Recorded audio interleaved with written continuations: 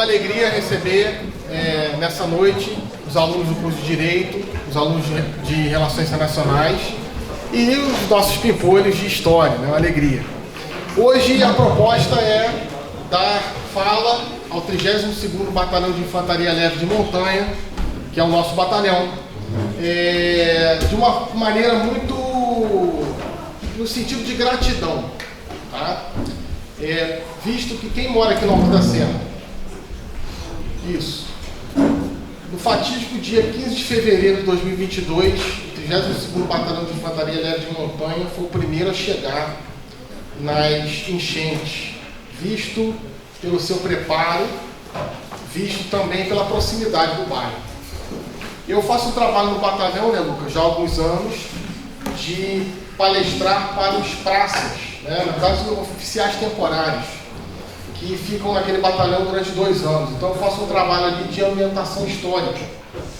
E isso, já de anos, criou uma proximidade entre o batalhão, entre o Exército e o curso de História. Nós fizemos uma exposição lá há alguns 5 anos atrás, organizamos também o primórdio do museu, e isso foi de grande alegria para o curso de História e também para o batalhão. Hoje nós temos o Capitão Lucas, que vai apresentar um pouco da história do 32, que é uma história longa, de quase 150 anos. Vai falar um pouco sobre as formas de ingresso ao Exército Brasileiro. O Lucas é um funcionário, um efetivo de carreira, então não é um temporário, ele fez concurso para estar no Exército. E vai falar também da atuação do Exército junto à Defesa Civil, né, o que eu comecei a falar. Então, Lucas, os alunos são seus. Obrigado. Salve de palmas para o capitão.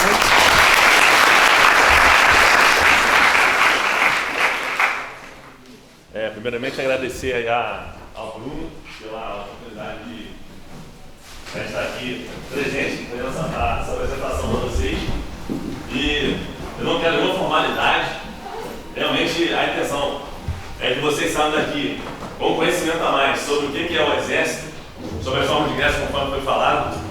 Temos presente aqui os cursos de Direito, Relações Internacionais e História. Então, acredito que ao longo da apresentação, todos esses cursos podem angariar algum conhecimento relativo à história do Exército, à atuação do Exército atualmente, né, que envolve muita parte de Direito, Relações Internacionais, a nossa participação em missões humanitárias internacionais. Então, tenho certeza que um pouquinho de cada, alguém aqui pelo menos vai ganhar um conhecimento.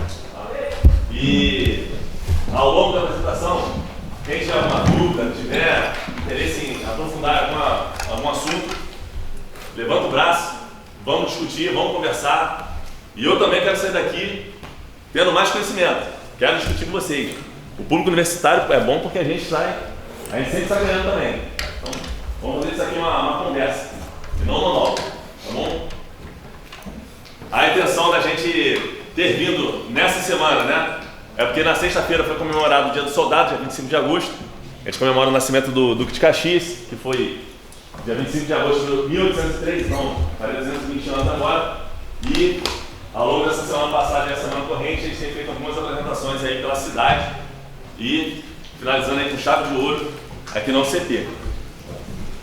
Para título de introdução, eu vou passar aqui um vídeo para o pessoal ter uma breve noção aí do que a gente vai tratar ao longo da palestra. Um exército que tem como missão defender a pátria e, quando convocado, participar de operações de garantia da lei e da ordem.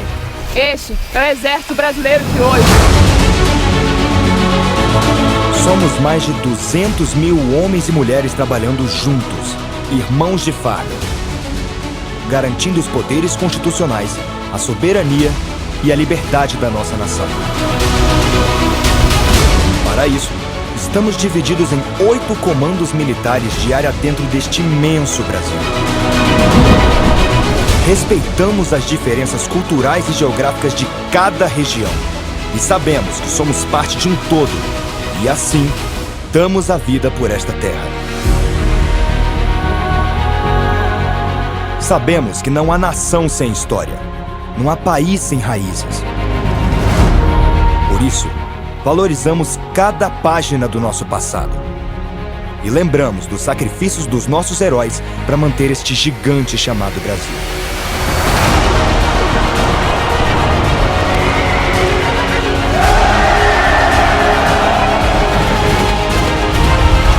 Assim, olhamos para o futuro, mas sem deixar esquecida a origem da nossa força. Uma união de raças e credos. Assim nasceu, em 1648, o Exército Brasileiro. A partir daí, para manter este gigante, foram necessárias muitas campanhas de pacificação lideradas por aquele que é hoje o patrono da força, o Duque de Caxias.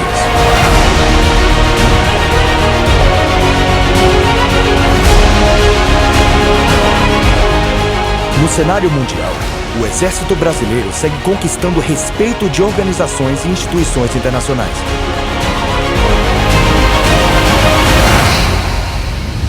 Basta lembrar o trabalho dos militares brasileiros na Segunda Guerra Mundial.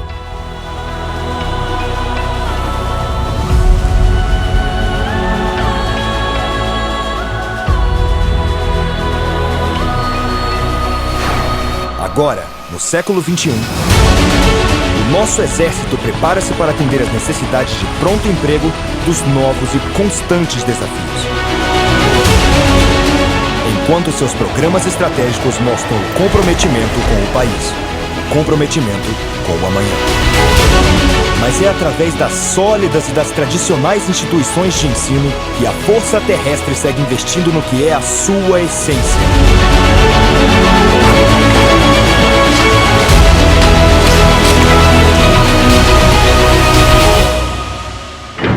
O soldado.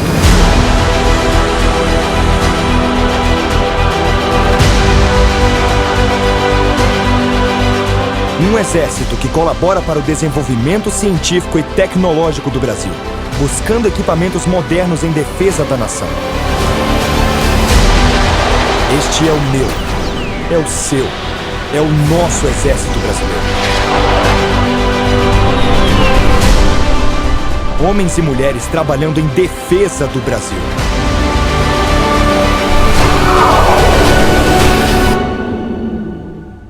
Exército Brasileiro. Braço forte, mão amiga.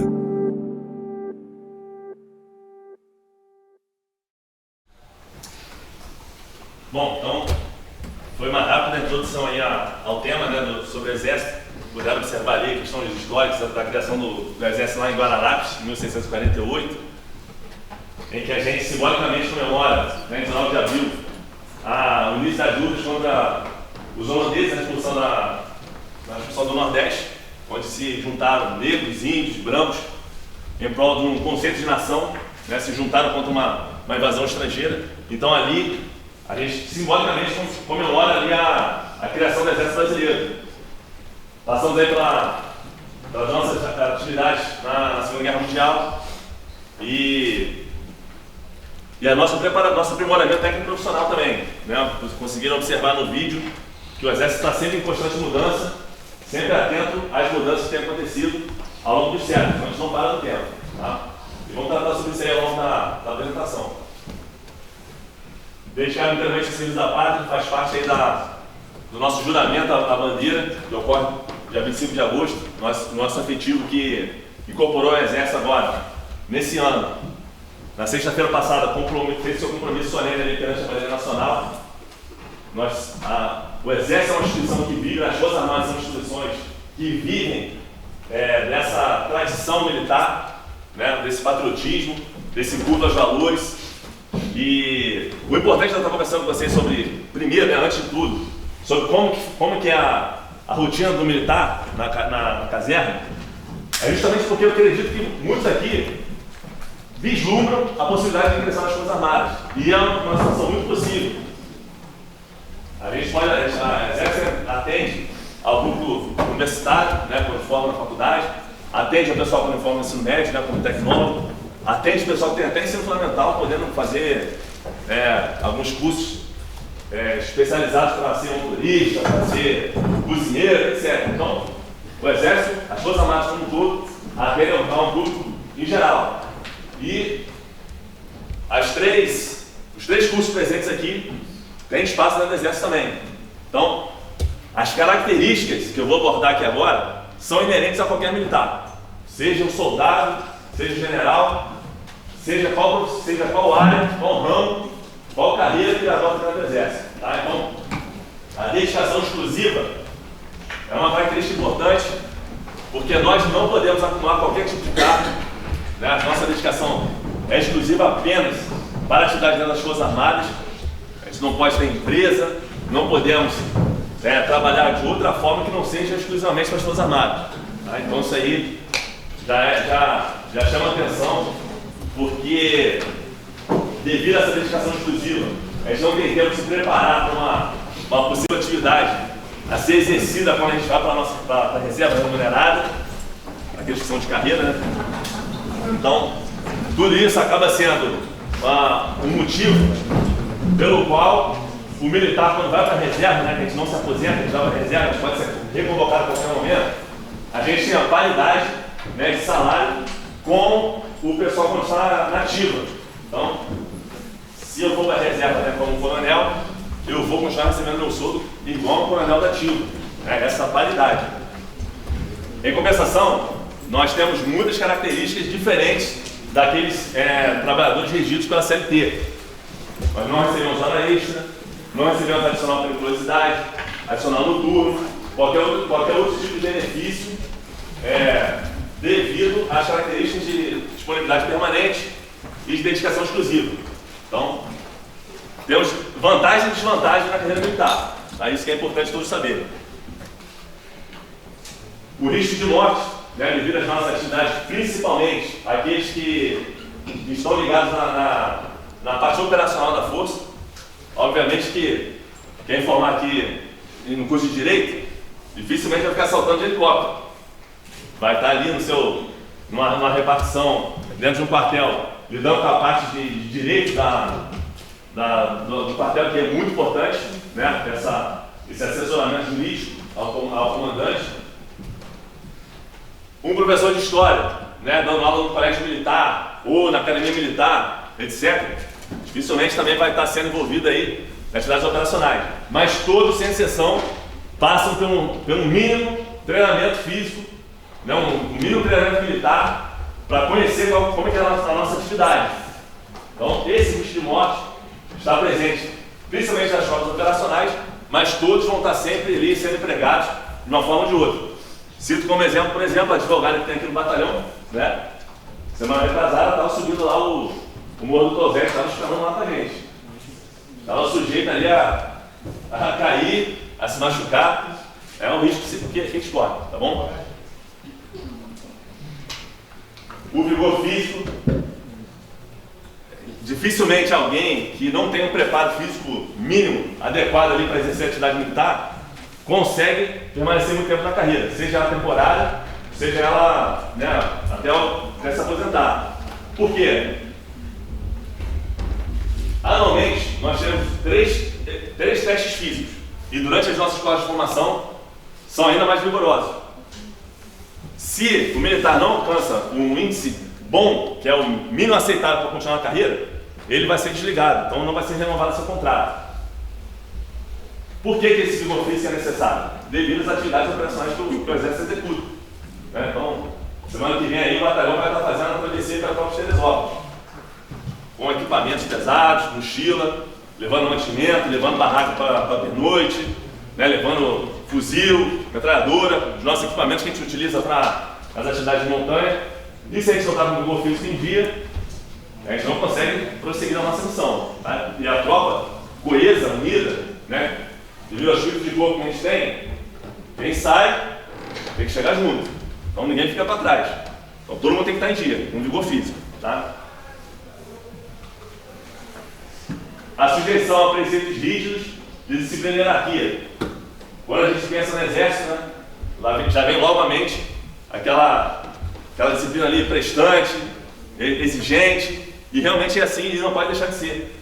Pelas características de uma tropa em combate, que a gente necessita do cumprimento fiel às determinações do escalão superior, para que a missão ela possa seguir da forma correta. Então, desde desde os mínimos detalhes no batalhão, a gente já segue lá o toque de corneta às 6 horas da manhã, todo mundo tem que levantar, deu o toque de corneta às 10 horas, todo mundo vai dormir, ou então, se não for dormir, pelo menos respeita ali o silêncio, a disciplina de luz, desliga tudo quanto é luz.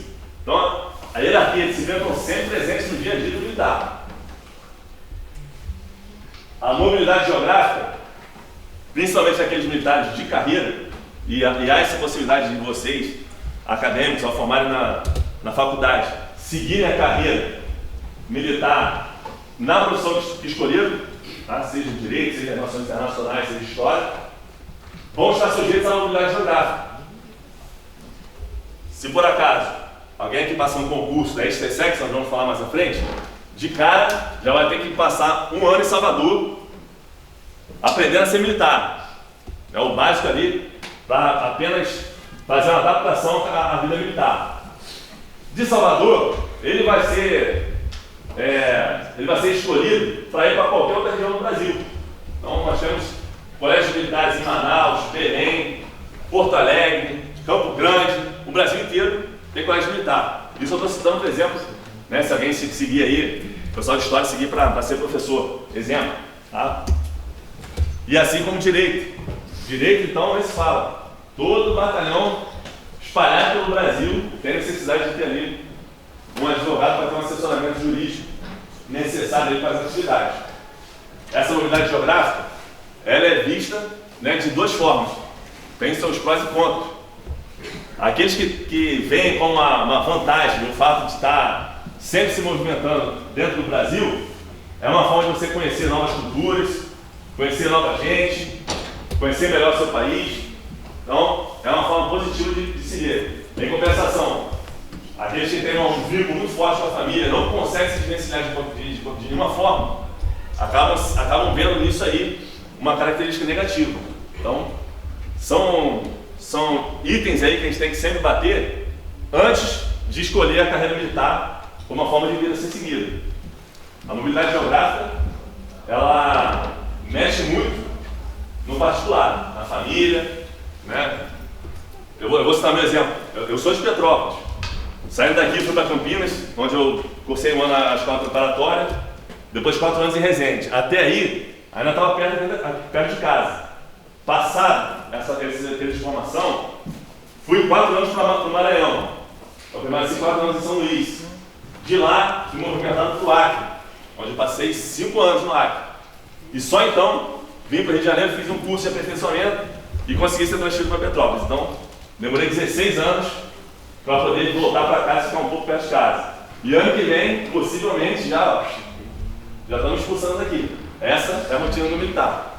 Tá? Então, é importante a gente sempre frisar isso.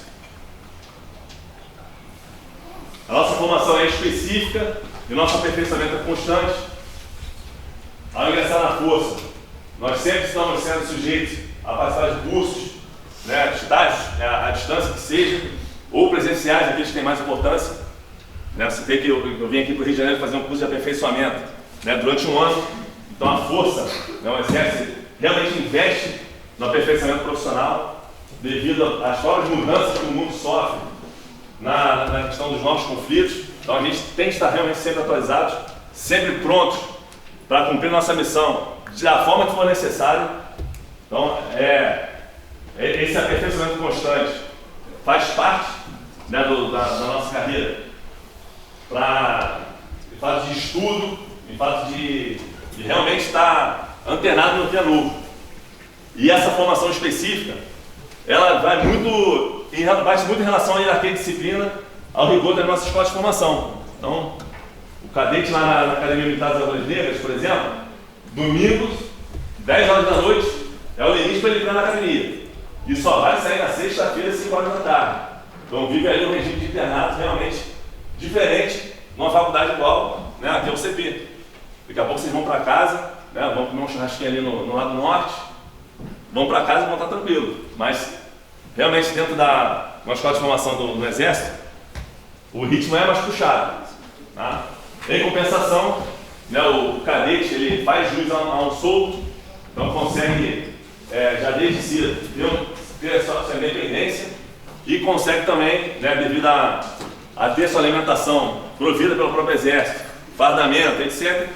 E não tem esse tipo de gasto, né? A própria hospedagem também, né? Ele, por viver a parte alada, né? No regime de internato, acaba não tendo gasto. Então, tudo a gente acaba tendo os prós e contras, tá bom? Lucas, quanto é mais ou menos o soldo de um iniciante na Brasileiros?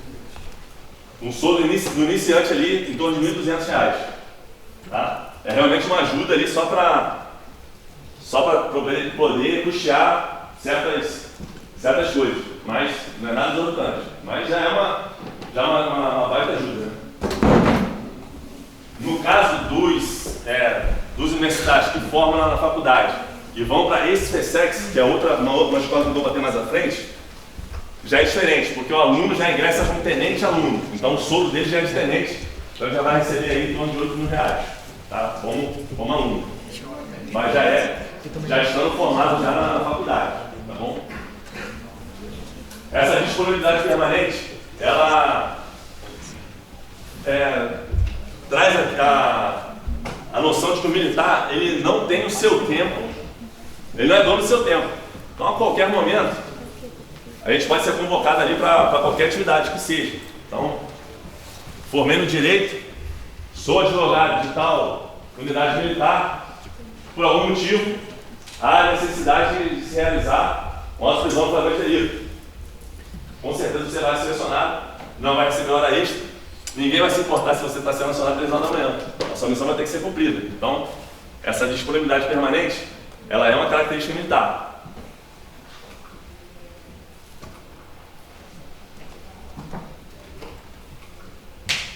Passando um pouco aqui para tratei aqui sobre alguns aspectos relacionados à vida militar, né, à carreira. Vou começar a abordar aqui alguns itens sobre o histórico do Exército, tá? Esse slide aí nos remete, né, ao sacrifício pela liberdade, aos diversos conflitos que o Exército esteve presente para auxiliar nessa unidade nacional que nós temos. Então, temos imagens aí da Segunda Guerra Mundial, onde tivemos uma presença muito importante, inclusive de contingentes aqui de Petrópolis. Da nossa participação em missões de paz, né, pessoal de Relações Internacionais, é interessante saber que as Forças Armadas têm missões ocorrendo nesse momento em diversos países, principalmente naqueles países mais necessitados. Né, hoje eu estava conversando com um colega meu que está no Congo, passando por graves problemas lá. O Exército Brasileiro leva seu contingente para lá, para ensinar o Exército do Congo as nossas técnicas de guerra na selva, de guerrilha, etc. Porque estão vivendo agora, atualmente, problemas muito graves com milícias, né, de tomada do poder, de golpes militares lá no Congo e outras repúblicas da África. Então, onde tem problema, a gente está presente lá de alguma forma, tentando solucionar, tentando ajudar de alguma forma. No Haiti, o Exército permaneceu por quase 15 anos. O Force Commander da tropa da ONU lá sempre foi brasileiro. O contingente maior sempre foi brasileiro. Então a gente tinha lá um efetivo de um batalhão. E quando a gente teve aquele terremoto que teve mais de 100 mil mortos, nós mandamos mais um batalhão. Então tivemos 2 batalhões, isso aí, em linhas gerais, né, em torno de 2.000 homens trabalhando no território do Haiti. Então essa projeção internacional foi muito importante para o Brasil, até durante esse período das missões, vislumbrou-se que o Brasil conseguisse um assento permanente na ONU. Isso aí não ocorreu, né, por diversos motivos, mas a projeção do Brasil nesse período foi muito importante, principalmente também pela capacidade que o Exército teve aí de projeção de poder, tá? A projeção de conseguir resolver o problema lá no Haiti. Não resolveu o problema no Haiti, né? Expressei mal. O problema lá, para ser resolvido, tem que ser um investimento muito maior em outras áreas. Mas, pelo menos ali, os conflitos que ocorriam foram pacificados, de certa forma, tá bom? Então, essa projeção do Brasil, né, com o sacrifício aí de soldados que perderam suas vidas lá em conflitos, rendeu aí ao Brasil uma projeção muito boa. Sacrifício pela lei, muitos soldados também, muitos militares tombaram nos conflitos que ocorreram principalmente no Rio de Janeiro, né, vou tratar mais à frente ali, o batalhão aqui em Petrópolis teve uma participação muito importante nas diversas operações que aconteceram no Rio de Janeiro, né, nas décadas passadas, seja ali na preparação da cidade, dos grandes eventos, seja mesmo depois na intervenção federal. Então, o batalhão de Petrópolis sempre esteve presente, vamos tratar mais à frente. Uma vida de valor, sacrifício e dedicação. Né? A figura do Duque de Caxias é o patrono do Exército, por diversas virtudes militares que apresentavam. Então, é um militar que a gente realmente cultua, que a gente tem como exemplo. Tá? E a participação dele nas campanhas internas e externas foi muito importante para a consolidação do território nacional, como ele é. Tá? Então, ele nasceu dia 15 de agosto de 1803, aqui embaixo, na vila de Porto da Estrela. Não à toa que hoje em dia a nossa cidade vizinha aqui se chama Duque de Caxias, em homenagem a ele. As campanhas internas e externas, está difícil aí para só ouvir, né?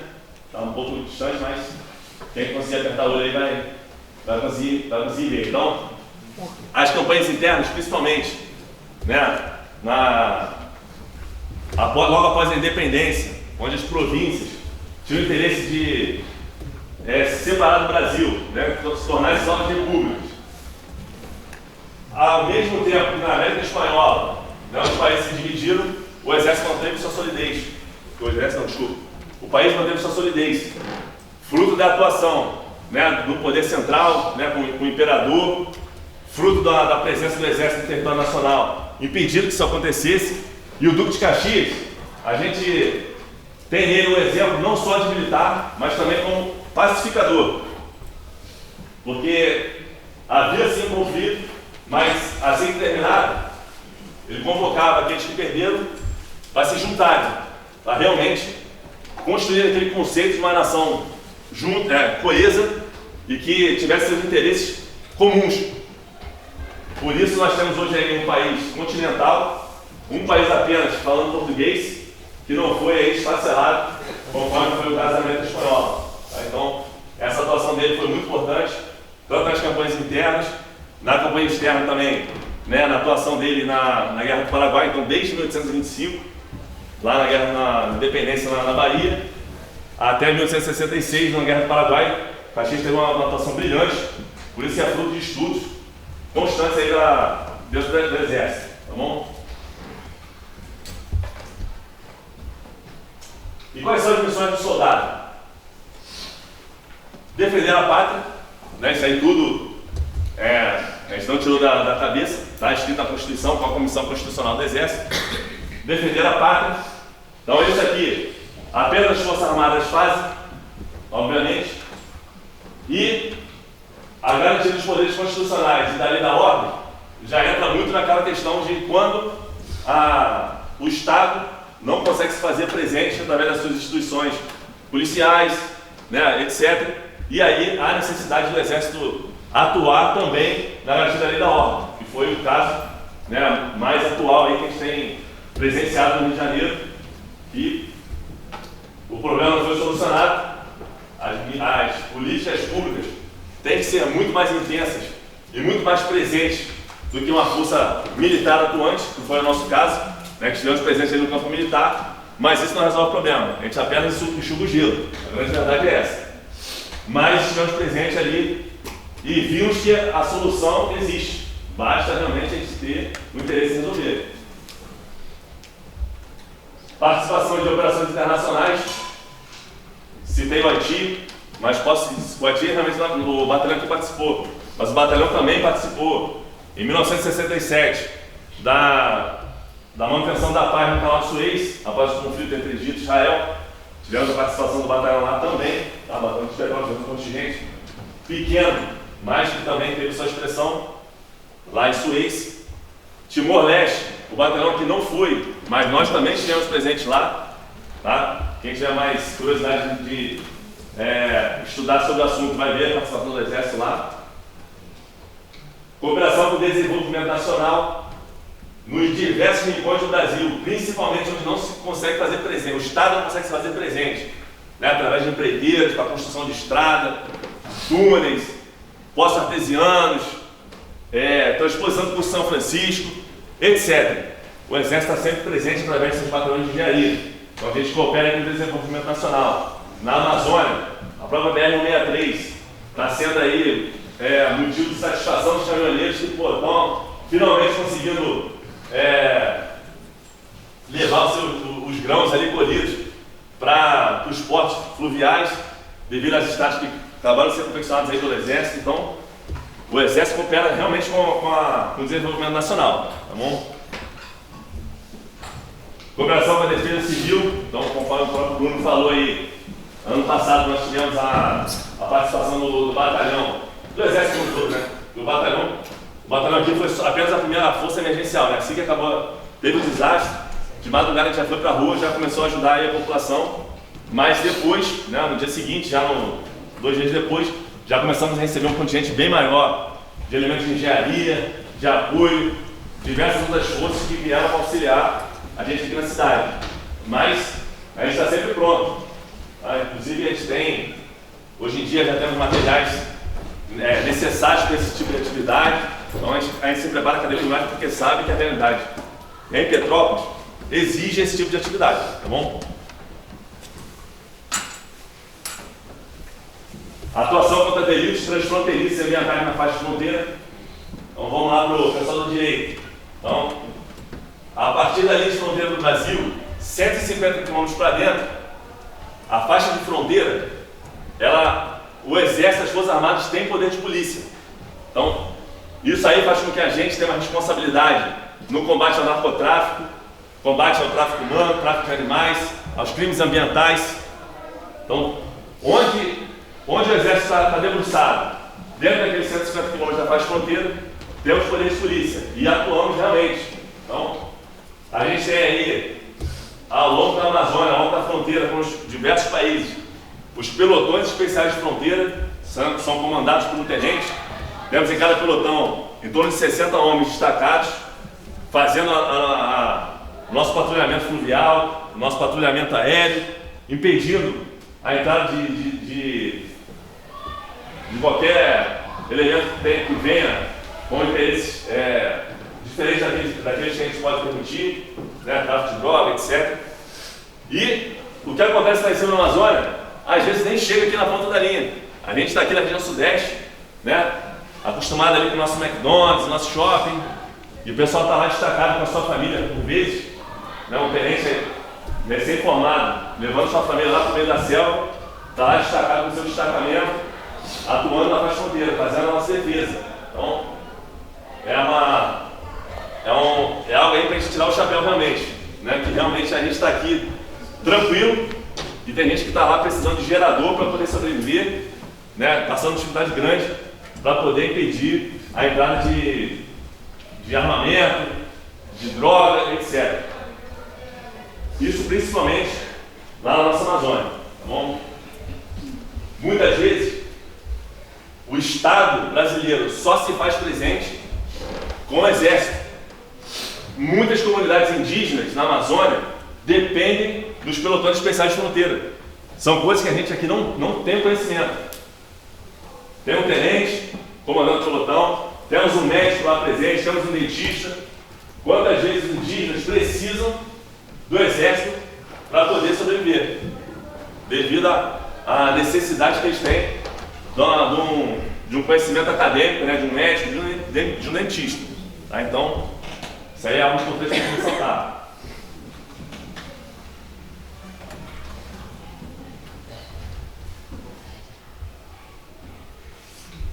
Como o soldado se prepara?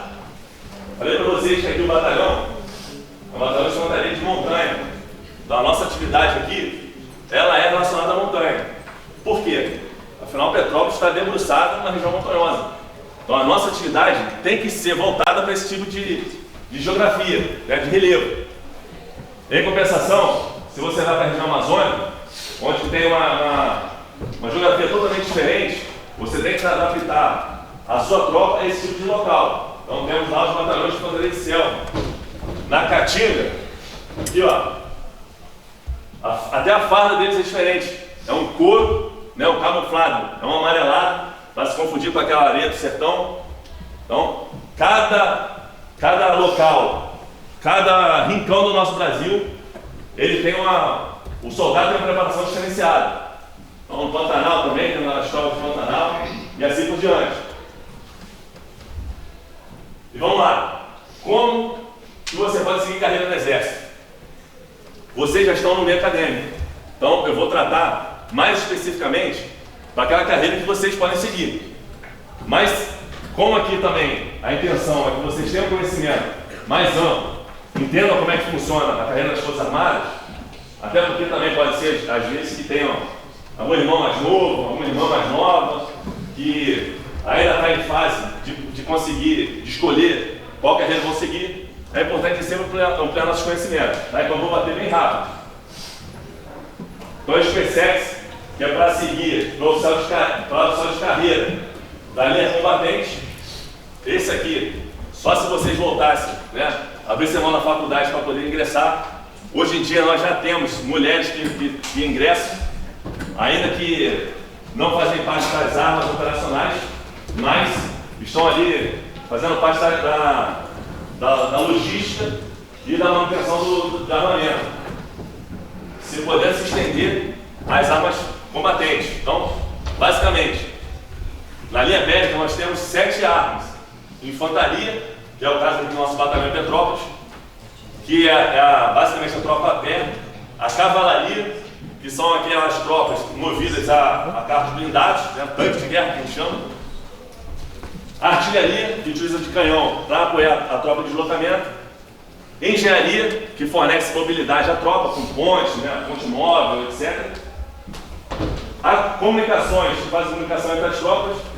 Intendência, que trata da parte logística, e material bélico, que, como o próprio nome já diz, faz a manutenção dos materiais que a gente utiliza no combate. As mulheres, atualmente, só podem ingressar na intendência e no material bélico, e está para se estender para comunicações. E quem sabe, futuramente, as mulheres também possam ingressar na infantaria, cavalaria, artilharia e engenharia, que não está acontecendo agora. Mas todas elas, todos esses segmentos que eu falei, primeiro vão para Campinas e em seguida para a Academia Militar das Águas Negras, que fica em Resende. Tá? A formação são 5 anos e aí ele segue a carreira da área bélica no Exército. Também temos o Instituto Militar de Engenharia, para aqueles que querem formar engenheiros dentro do Exército. É diferente da situação de vocês, né, que já formam-se na faculdade e depois ingressam no Exército. O IME, ele forma o engenheiro, então terminou o ensino médio, faz um curso para o IME e se forma lá dentro.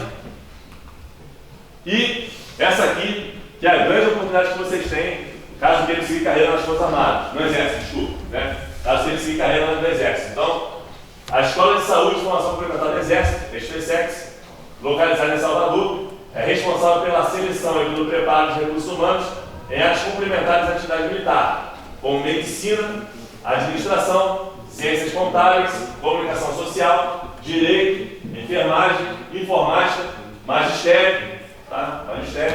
Psicologia, veterinária e assistência religiosa. Então, novamente, formei aqui no OCP, formei em direito. Anualmente, o edital para esse SpaceX, ele muda. Por quê? Porque a necessidade do Exército, ela muda de acordo com as necessidades. Então pode ser que tenha ano que precisa de 3 advogados, em compensação tem ano que não precisa de nenhum. Assim como história, né, para exercer o magistério. Tem ano que vai abrir vaga para o professor de história, tem ano que não vai abrir. Então, deve ser sempre acompanhar o edital anualmente, para aqueles que têm interesse, tá bom? Lembra que é um concurso muito difícil, muito disputado. Realmente tem que estar muito bem preparado para disputar aí uma vaga, né, que o Brasil inteiro acaba disputando. Alguém tem alguma dúvida em relação aí a SpaceX? Caso tenha interesse aí em seguir. Caso não tenha agora, se surgir alguma coisa, pode perguntar depois, tá? Mas essa aqui é aquela que abrange aí o público a qual vocês pertencem, tá? Formando na meio acadêmico ingressando na Extra-Sex. Apenas a título de conhecimento, o sargento no Exército, ele é formado pela ESA, né? Ele é uma formação de 2 anos em nível superior tecnólogo. A ESLOG, a Escola de Ciência de Logística, ela já abrange outros ramos, como a intendência, música, enfermagem, topografia e manutenção de comunicações. Sendo que música e enfermagem já tem que ter conhecimento prévio, né? Uma prova de títulos também, né? Já tem que ter um curso de auxiliar de enfermagem por fora, ou algum talento musical, também comprovadamente. E aí a formação deles é até menor. Passei a carreira também na aviação do Exército, 2 anos para trabalhar com aviões, trabalhar com manutenção, etc., controle de voo. E esse aqui também abrange a carreira que vocês podem seguir, tá? Que é o serviço temporário. Então, vamos distinguir, vamos prestar atenção para conseguir distinguir quais são as 2 carreiras do Exército. Então, uma é aquela que ele entra no Exército, permanece por 35 anos e vai para a reserva, remunerado, continuando com o seu soldo, pareado com aqueles que estão ativos. Esse é o militar de carreira. Mas temos o militar temporário, que pode ficar até 8 anos. Até 8 anos. Abrange a área de vocês? Abrange. Falei com vocês que a gente tem aqui no batalhão, por exemplo, uma advogada, né? Formou no direito. Ao longo de vários anos, ela foi se especializando, foi fazendo curso. Então, angariou títulos importantes. E aí, numa disputa com outros advogados, conseguiu ser selecionada para ingressar nas Forças Armadas. Vai permanecer por 8 anos. Passado esse período, ela vai ser desligada e vai seguir a vida dela no meio civil. Tá? Então, isso é o serviço militar temporário. Então, no meio acadêmico, vocês vão participar do estágio de serviço técnico para oficiais, que é para a carreira de nível superior. E aquele pessoal que formou então na faculdade, conseguiu uma vaga no Exército, vai ser oficial, que formou no nível superior. O sargento temporário já é para o nível tecnólogo e o cabo temporário para outras áreas como motorista, cozinheiro, etc. Né?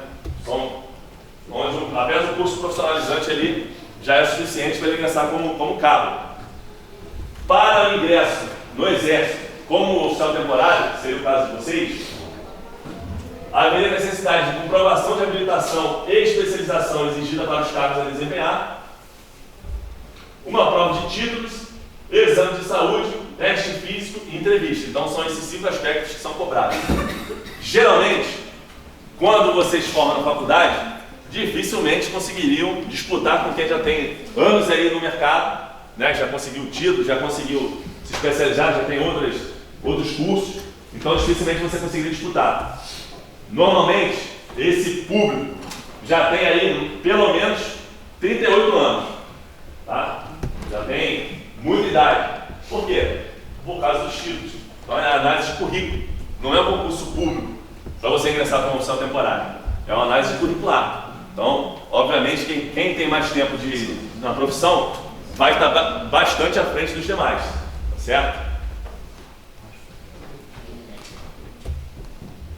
Como que eu vou ter acesso às vagas que estão sendo abertas para o oficial temporário na região militar? Então, no site da região militar, a região militar ela cuida dessa parte administrativa de incorporação de novos efetivos.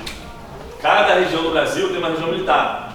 No nosso caso, é a região militar do Rio de Janeiro, que é a primeira região militar. Então, acessando o site da primeira região militar, você consegue ter acesso ao edital. Né? Não vai ser o caso de vocês agora, porque ainda estão na faculdade. Mas, dia 20 de setembro agora, vai ser disponibilizado o edital, onde aqueles candidatos que queiram ingressar como oficiais temporários podem observar ali quais são as regras exigidas e se candidatarem a fazer parte das Forças Armadas, tá bom? Esse ano, por exemplo, para o batalhão aqui, nós teremos vaga para comunicação social, para contabilidade e administração. Então, vai ser aberto essas 3 vagas para oficiais. Além dessas, para sargentos, vão abrir aí auxiliar de administração e eu esqueci qualquer outro. Mas quem tiver conhecimento de colegas aí, na família, no bairro, etc., já está formado, tem interesse em fazer parte das Forças Armadas, fazer parte do Exército aqui em Petrópolis, basta aí acessar o site da Primeira Região Militar e ter fazer parte dessa disputa. Eu lembro que aqui em Petrópolis é muito difícil de conseguir gente de Petrópolis mesmo, que seria de grande interesse do batalhão, né, receber o pessoal daqui da cidade. Então acaba essa vaga sendo preenchida pelo pessoal do Rio. Então tem muita gente que mora no Rio e vem para Petrópolis trabalhar. Por quê? Porque não teve gente aqui em Petrópolis que se candidatou, que teve conhecimento, correu atrás para fazer parte dessa disputa. Então, por favor, quem tiver alguém aí nessa situação, divulgue, tá? Lembra aí que essas 3 áreas que estão presentes aqui, os 3 cursos, têm oportunidade no Exército, inclusive para o seu temporário. Pode ser que agora não seja do interesse de vocês, porque ainda estão em formação. Mas o interessante daqui a alguns anos, vocês lembrarem, teve aquela apresentação lá no UCP, foi falado que eu tenho que entrar para profissão temporária, permanecer 8 anos no Exército e exercer a minha profissão, né, que eu formei na faculdade, dentro das Forças Armadas. Então pode tentar lá para o Exército, pode tentar para a Aeronáutica ou para a Marinha. Tá? É uma ótima oportunidade. Já entra no Exército como oficial. Então, sempre que entra no Exército, já tendo o ensino superior, já vai entrar como oficial. Então já entra ali como aspirante ou segundo tenente, já recebendo um bom salário ali para exercer sua atividade. Certo? Alguém ficou com alguma dúvida aí em relação à carreira do oficial temporário? Não? Ok.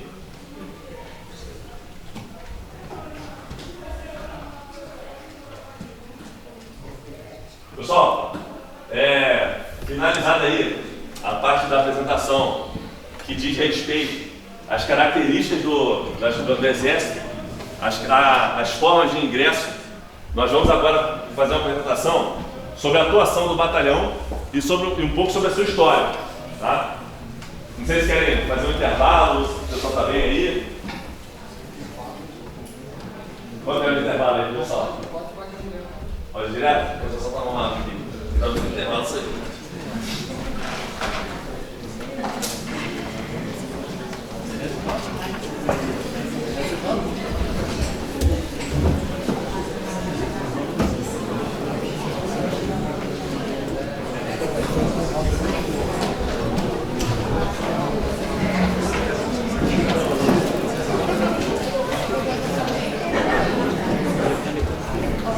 Vamos lá então? Vamos tratar então agora sobre a história do batalhão. É o batalhão Dom Pedro II, né? A designação histórica do batalhão.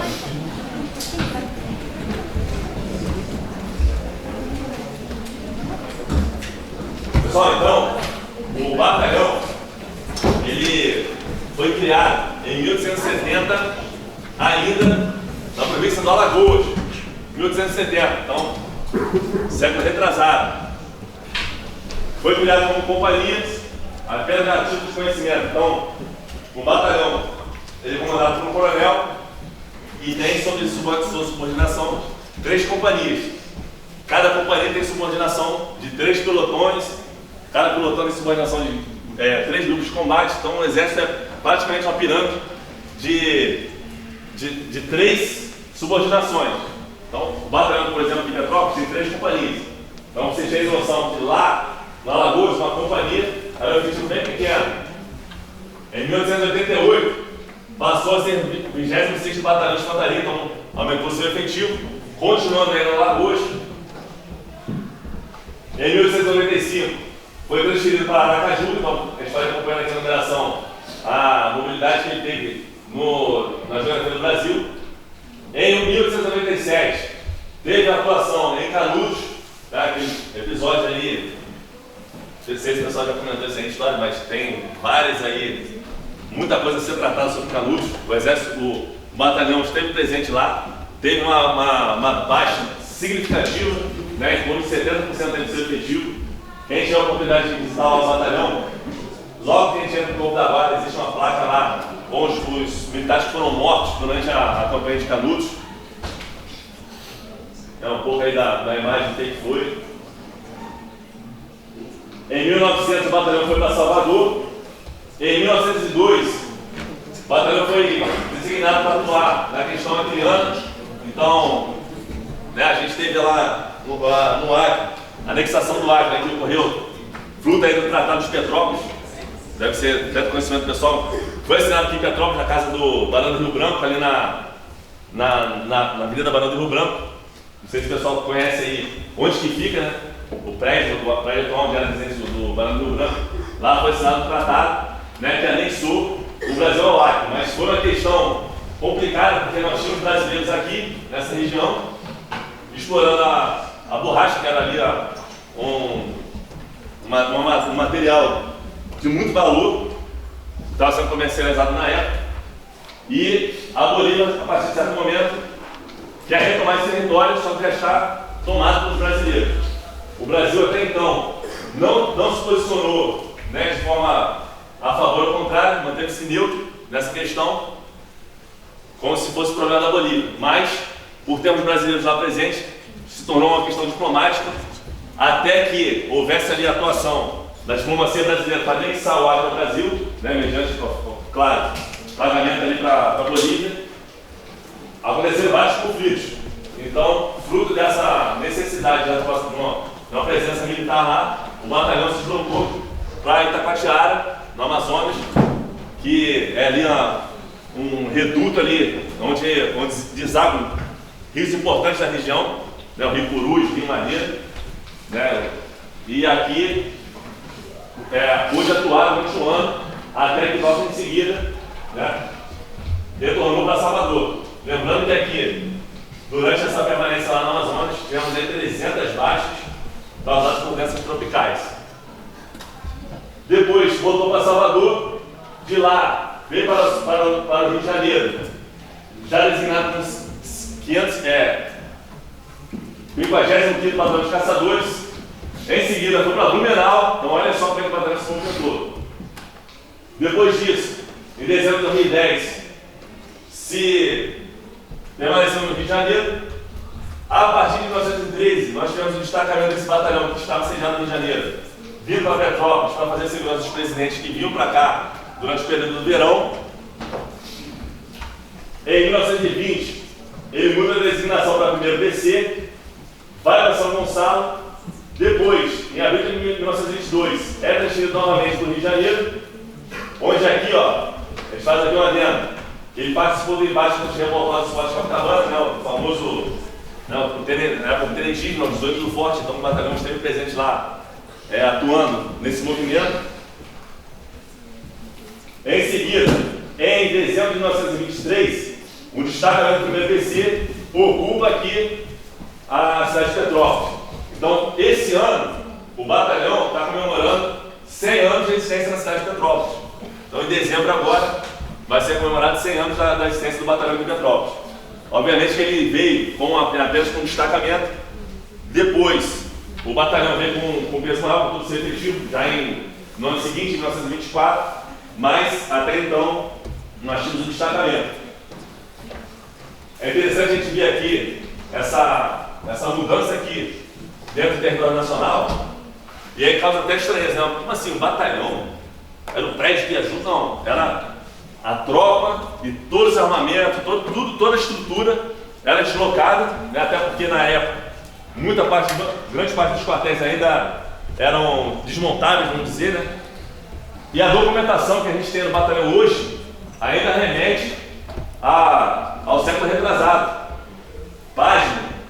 A gente tem documentado no batalhão aqui atualmente, né? Mais de 100 anos de existência, de punição de soldados através de chibatada. Então, vocês verem aí como é que a gente vive novos tempos, né? Ainda bem. Então aqui é apenas uma linha histórica aí do movimento do batalhão, né? Até que realmente ocupou em caráter definitivo aqui em Petrópolis, o batalhão ocupou em Petrópolis. Um pouco aí da nossa formatura. Vejam aí imagens da construção do primeiro quartel, já em 1922, antes da chegada do primeiro destacamento em dezembro de 23. já em 1940, a gente começa a reconstrução da caserna General Olímpio Dutra, que são as atuais instalações. Vocês passam na frente ali, né, indo do Rio para o Paraíso, onde fez aquele prédio branco, porra, bonito, né? Está aí já mais de 80 anos de existência. Outras construções, estande de tiro, né, de 1934, pavilhão de base de ferraria, o batalhão era movido a cavalo, então tinha muito cavalo, a gente tem essa estrutura aqui até hoje lá. Ginásio, aquela escola general de Borges lá no Bing, ali perto do Hospital da Unimed. A vila, o pessoal costuma passar de carro também, né, quando está se deslocando. Aquela vila ali é de 1940, então já tem mais de 80 anos também.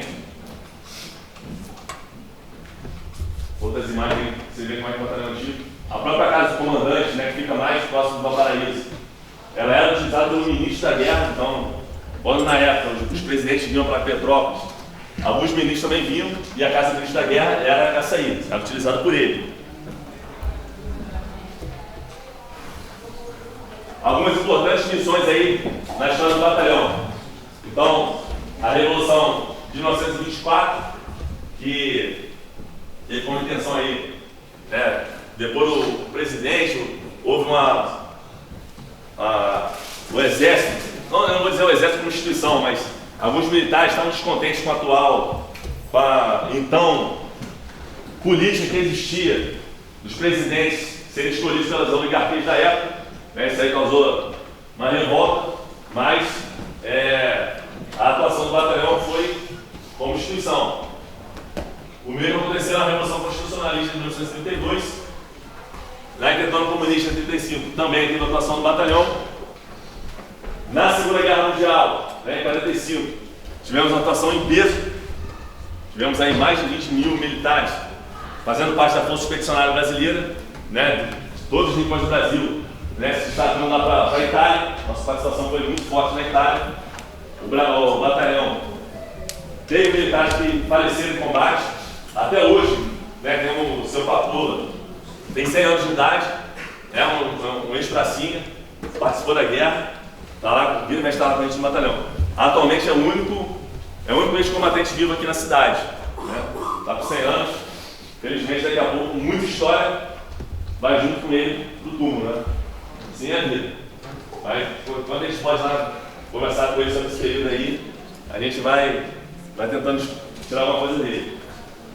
Em 64, né? 31 de março, essa data aí que o pessoal de história, eu falei, dá um pouco provocativo, porque isso aí que realmente a gente tem que, nós não tem nenhuma,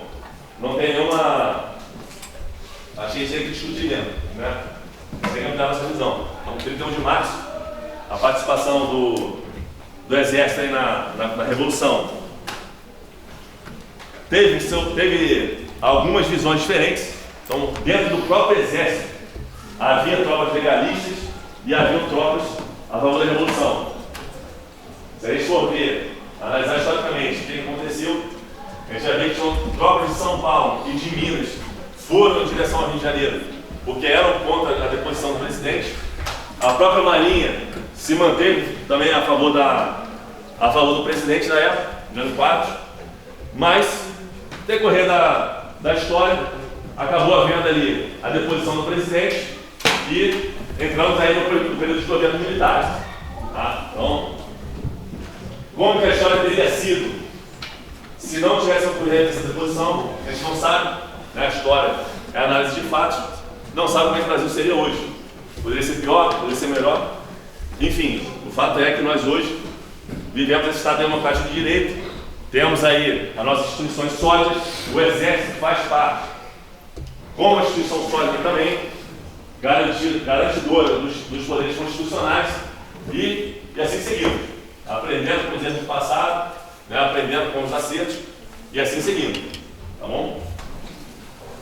1967, tivemos a participação na missão de paz em Suez, conforme já falei anteriormente.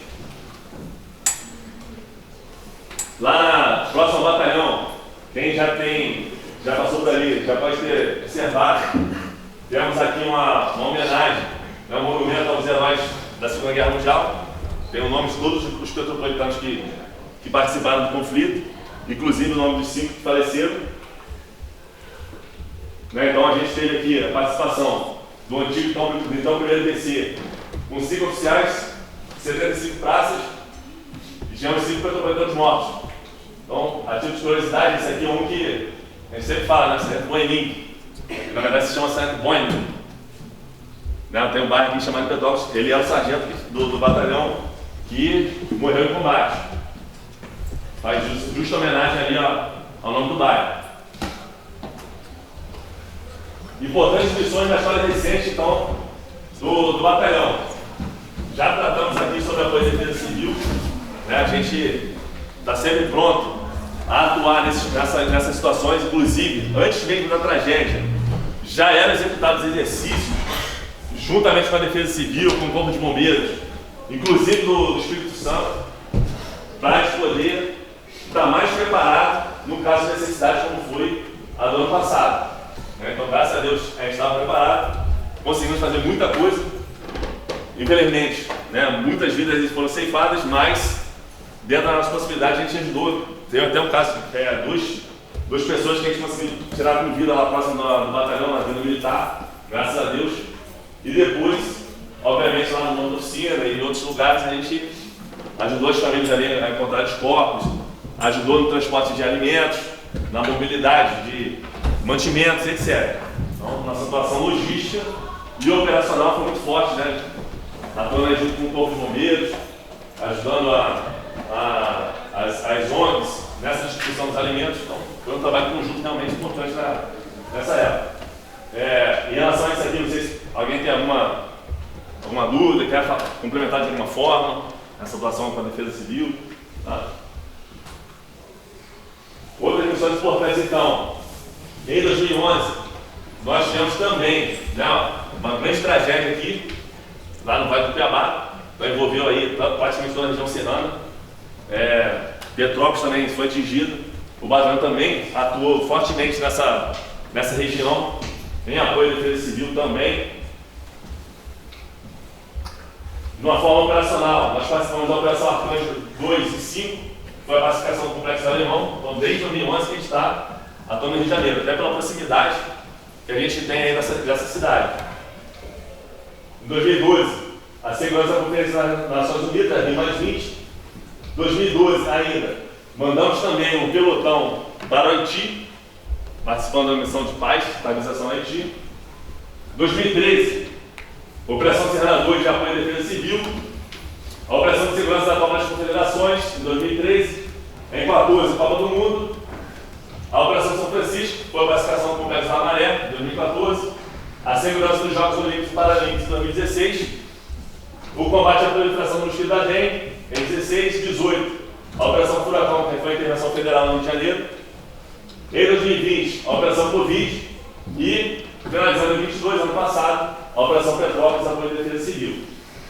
Essas operações, elas acabam sendo ali um destaque da atividade do batalhão, mas no dia a dia, nós estamos sempre em constante adestramento, e nós vamos ver à frente. Então, nós vivemos aqui a lista do combatente de montanha do batalhão, executando exercício de adestramento, né, na região montanhosa, não só aqui de Petrópolis, mas de toda a região serrana, né, inclusive, algumas semanas atrás, até no Pico da Bandeira, o batalhão se fez presente, escalando lá a Serra do Caparaó, chegando ao Pico da Bandeira, executando a travessia Petrópolis de Teresópolis, vamos fazer aí semana que vem, as casas do Livro do Dedo de Deus, e a formação básica do comandante de montanha, que é um estágio importante que a gente tem dentro do Exército, que o batalhão é responsável por conduzir. Nesse momento agora, por exemplo, nós temos 40 militares, né, do BOP, do BOP da Polícia Militar, né, de militares do próprio Exército, que estão no Rio de Janeiro, e pessoal do Corpo de Bombeiros. Então essa interação que existe com os diversos órgãos nos ajuda bastante também. A gente aplica esses estágios de montanha, são técnicas de escalada, técnicas de aplicação de conhecimento em ambiente montanhoso. Todas essas instituições, de alguma forma, elas utilizam e o batalhão presta esse apoio para elas. Então, Pode parecer que a gente não esteja em guerra agora, mas com certeza o BOP está numa guerra constante. Então, de certa forma, a gente está apoiando eles de alguma forma, tá? Então, esse é o nosso lema, para frente, para o alto. Caso o pessoal tenha interesse aí em conhecer mais sobre o Exército, nós estamos presentes nas mídias sociais. O nosso Facebook aí, pra vocês terem noção, tem mais de 14 milhões de seguidores, só perde pro Flamengo. Mas ganha do Vasco, do Botafogo e do Fluminense. Tranquilo. E tem mais mídias sociais também. Então, o pessoal que tiver curiosidade pode seguir lá para entender mais sobre o Exército, tá bom?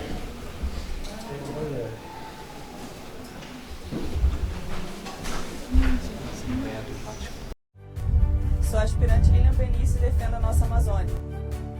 Eu sou soldado Ian Tirion e protejo nossas fronteiras.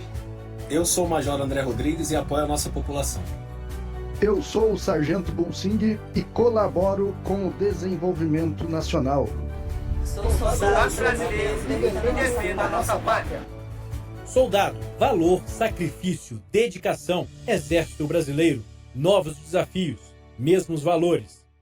E é isso, né? Finalizando aqui a apresentação. Gostaria que houvesse a participação do pessoal, quem quiser complementar, tirar dúvida. Talvez seja hoje a primeira oportunidade que estejam travando contato com alguém que pertence às Forças Armadas.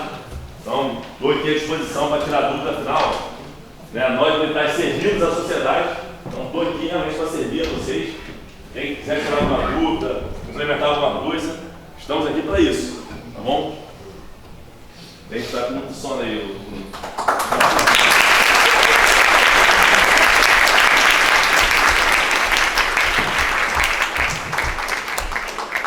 Só aproveitar também a oportunidade de passar as mãos aqui do Bruno. Um livro de 100 anos de construção do batalhão aqui em Petrópolis. Lá tem belas imagens, boas informações acerca dessa vinda para cá, né, que foi muito importante para o município. Para que vocês tenham noção, algumas vezes já foi veiculado a saída do batalhão de Petrópolis para ocupar outras regiões, conforme já aconteceu em várias outras unidades, principalmente no Rio de Janeiro. Né, a própria brigada que existia aqui em Petrópolis, ela foi para Boa Vista, então saiu daqui de Petrópolis, a primeira brigada foi para Boa Vista, está lá em Roraima, e o batalhão, algumas vezes já foi estudado a saída do batalhão daqui para outras regiões. Faria bastante sentido, né? Afinal, a gente entende que o Exército está realmente atuando onde há necessidade.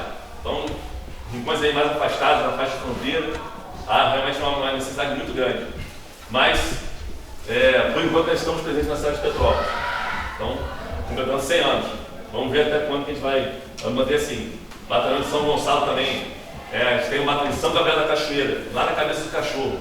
Lá onde? Lá longe, para não falar outra coisa. Era um batalhão que estava em São Gonçalo e foi deslocado lá para essa cidade. Então, a gente não sabe até quando o batalhão vai permanecer aqui. Então, esse estudo constante que existe, né? Essa mobilidade que vocês mesmos viram aqui do batalhão, desde 1870, é sempre deslocado para atender a necessidade de algum local, pode acontecer a mesma coisa aqui com o batalhão. Bom, então, 100 anos de construção. Obrigado.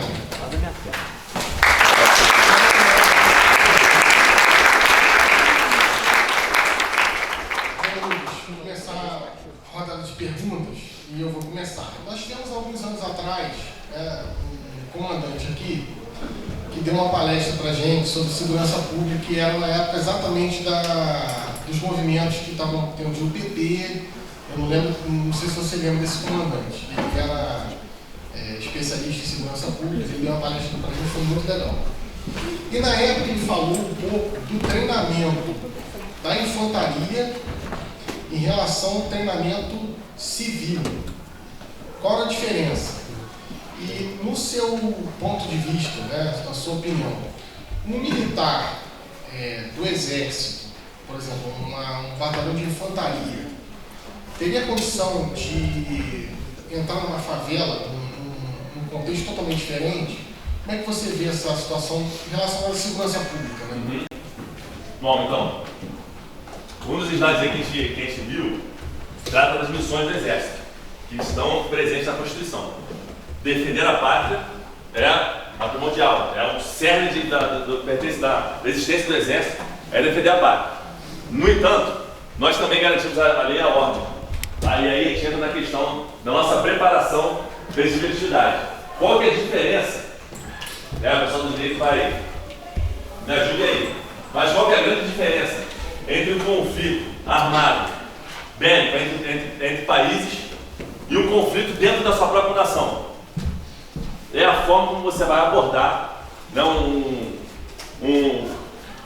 como você vai abordar um elemento a qual você está entrando em combate. Tá?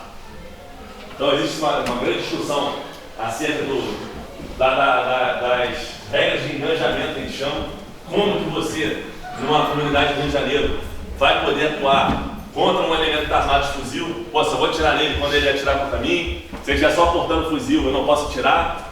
Obviamente que isso aí é uma situação de conflito, de guerra, você deve pensar duas vezes. É um oponente, é um inimigo, você vai atirar. Só que no contexto garantido ali da ordem, você está lidando com você está agindo ali como um poder de polícia. Então, você tem a obrigação de prender, né, por estar indo contra a lei. E caso ele chegue a ofender, chega a ser um perigo para a sua vida, ou dos seus colegas, ou de demais pessoas, você vai alvejá-lo. Então, essa é a grande diferença entre os conflitos armados com outros países e a garantia da lei da ordem. Quanto à preparação, né, a nossa preparação durante a academia militar, ela é extremamente voltada para o conflito bélico. Afinal, nós somos preparados para isso e nenhuma outra força é. Então, se a gente não se preparar para isso, nenhuma outra força vai. A gente só aprende a garantia da lei da ordem porque a polícia, ela pode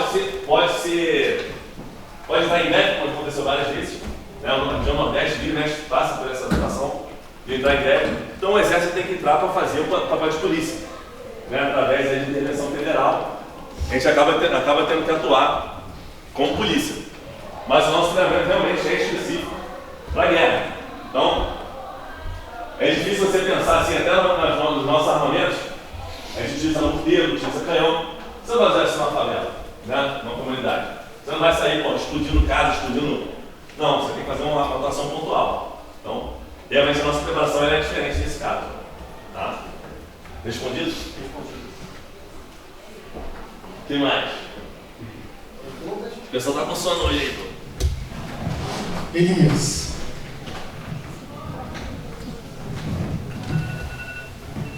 Boa noite. Boa noite. Eu queria saber um pouco a respeito da preservação de documentos do Exército, porque eu queria saber como é que, se nós que somos civis temos acesso a essa documentação, e se o senhor sabe e como é que a gente tem acesso, na verdade, né? Tem que entrar em contato com quem? Sim. Então,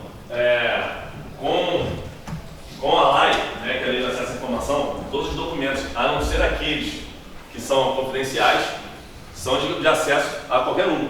Então você pode solicitar mediante requerimento lá no batalhão, e aí, se não houverem dados pessoais, né, que possam ser utilizados para você por outros motivos, é permitido o acesso, não tem problema algum, tá bom? Então a gente respeita a LAI, todos os documentos são de livre acesso, dependendo do teor, né? Obviamente você não vai pedir uma documentação de alguém que serviu lá, que vai ter que constar CPF, não couber nome do pai, nome da mãe, por que alguém estaria precisando disso? Então, se não tiverem dados de acesso restrito, dados pessoais, não tem nenhum problema, tá bom? Respondido?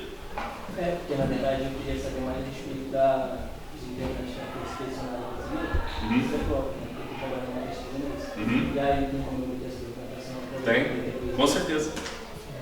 Tem como, tá bom? Então eu te sugiro a comparecer lá ao batalhão, a gente tem um arquivo, né, que tem vários documentos aí que remetem a esse período, e você pode fazer pesquisa lá, não tem problema algum. A gente tem um arquivo, tem unidade que trabalha no arquivo justamente para apoiar no que for preciso, tá bom? E me coloco até à disposição também se precisar de um apoio para isso. Joia?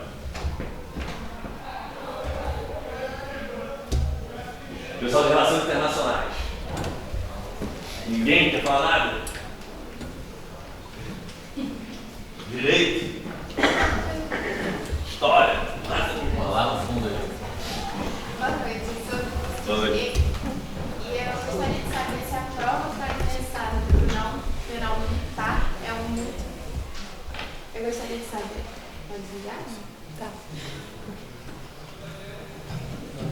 Eu gostaria de saber se a prova para ingressar no Tribunal Militar é muito diferente da prova da SpaceX. E como é que funciona a rotina de trabalho no Tribunal Militar, se é diferente? Tá, então, eu não vou saber te responder, porque a carreira dentro do tribunal não tem nada a ver com o Exército, tá?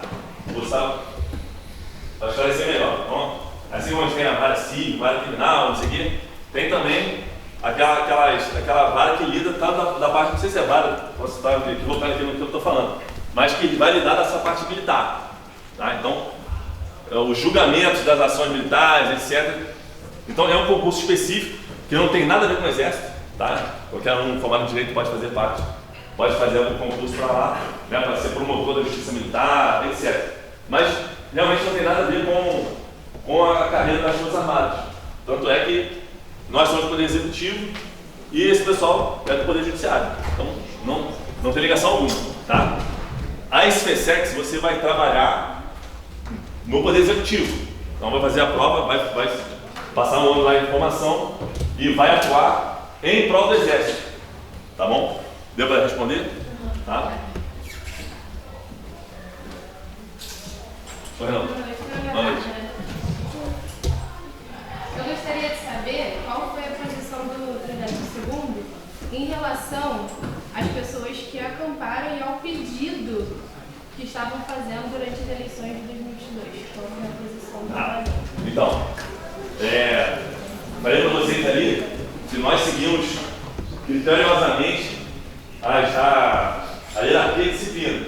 Então, nós recebemos a determinação se é certo ou errado, pessoal. Eu não estou aqui fazendo julgamento, julgando o valor do que foi mandado. Mas a ordem foi que não houvesse mais nenhuma manifestação em frente ao quartel. Obviamente que tudo foi de uma forma mais pacífica, foi na base da conversa, né? Nós chegamos, conversamos, falamos, olha, recebemos a determinação de não deixar que ocorresse nenhuma manifestação aqui em frente ao quartel, e todos que estavam lá presentes, né, entenderam, de certa forma, não tivemos nenhum tipo de conflito, no dia seguinte já não tivemos nenhum problema, foi da forma mais pacífica possível. Tá bom? Respondido? O que mais? Pessoal, se alguém quiser fazer alguma pergunta polêmica, não tem problema também, não se acanhe. A polícia do Exército, o militar em si, ele não pode ser preso, né, vamos dizer, pela polícia militar. Então são carreiras totalmente diferentes, distintas. A polícia do Exército nada mais é do que aquela organização que vai atuar como polícia militar fosse dentro das Forças Armadas. Além disso, ela faz trabalho também de escolta, tem presídio militar, que ela faz a segurança, tem a utilização de cães para farejamento. Então ela é uma polícia, né, como fosse a polícia militar, mas ela vai sempre trabalhar nas ações voltadas para as Forças Armadas. Ela é empregada em segurança de comboio e assim por diante. Tá bom? Deu para entender? Mais uma dúvida? Ninguém de relações internacionais quer fazer pergunta? Boa noite, capitão. Eu queria saber por que quando os homens completam a maioridade, especialmente os homens, eles são obrigados, né, na verdade, a sair da área. Bom, a gente tem a lei de serviço militar, né? O serviço militar, ele já remete lá ao lado do Pilar, que ele tinha esse entendimento que o cidadão, né, para exercer plenamente essa cidadania, deveria servir ao Exército. Inclusive, né, obviamente os tempos são outros, mas o recruta não vota porque entende que ele ainda não prestou seu serviço militar, então não é um cidadão completo para votar. Hoje em dia, é claro que a gente não tem como que serve ao Exército, né, muita gente acaba entrando para excesso de contingente. Só para vocês terem uma noção estatística, de 1.500 jovens que a gente tem fazendo 18 anos anualmente, em torno de 160 vão servir. Então daí mais ou menos 10%, né, dos jovens em Petrópolis fazendo 18 anos que vão servir. Então obviamente que não é todo mundo que consegue servir. A grande maioria é voluntária, tá? Mas a lei de serviço militar obrigatório, ela exige que todos os jovens que estão fazendo 18 se alistem. Tá? Então, alguém aqui tem menos de 18 anos? Não, né? Eu sei que todo mundo tem 18 anos. Mas, alguém aqui não se alistou?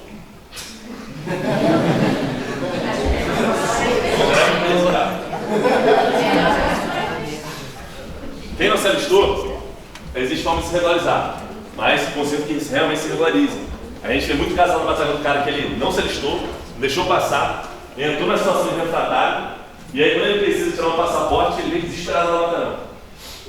Surgiu a oportunidade de emprego lá fora, porra, desesperado que vai tirar o passaporte, precisa estar em dia para não se militar. Calma aí, filho.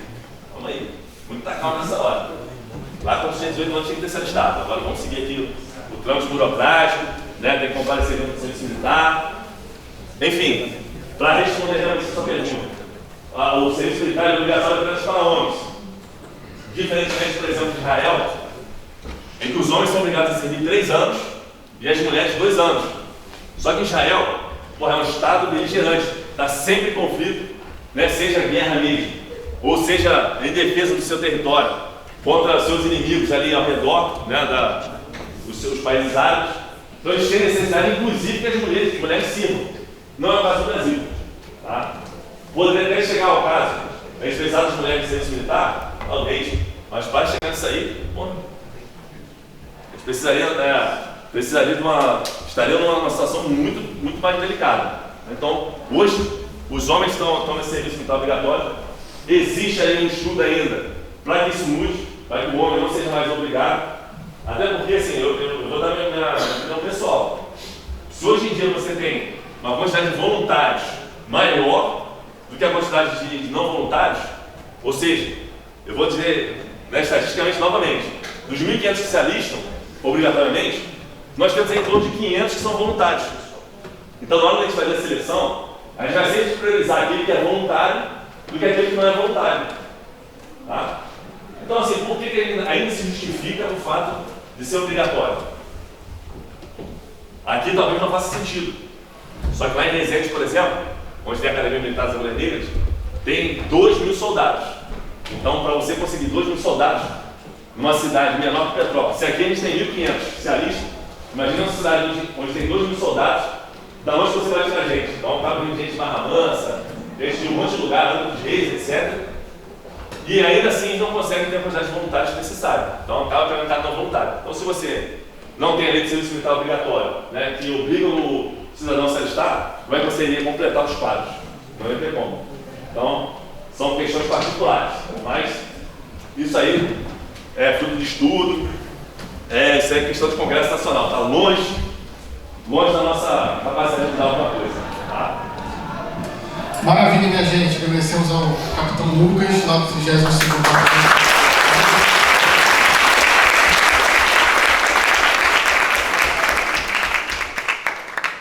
Eu tive a oportunidade, Elias, de tocar um pouquinho lá no arquivo do batalhão. É um arquivo muito rico, né, que está sendo acervado. O próprio arquivo do Museu da Febre, que é um museu que a gente já tentou pegar não para administrar, mas para colocar estagiários lá para organizar. Infelizmente o museu está um pouco precário, né, porque é uma administração que não tem nada a ver com o 32 e vale muito a pena a visita, né? O batalhão é um espaço aberto para a comunidade. Joguei muita bola lá quando era adolescente. A gente agradece mais uma vez a participação e o esclarecimento sobre o papel, principalmente constitucional do Exército. Então, obrigado, a gente fica por aqui. Você que está na EAD, um abraço.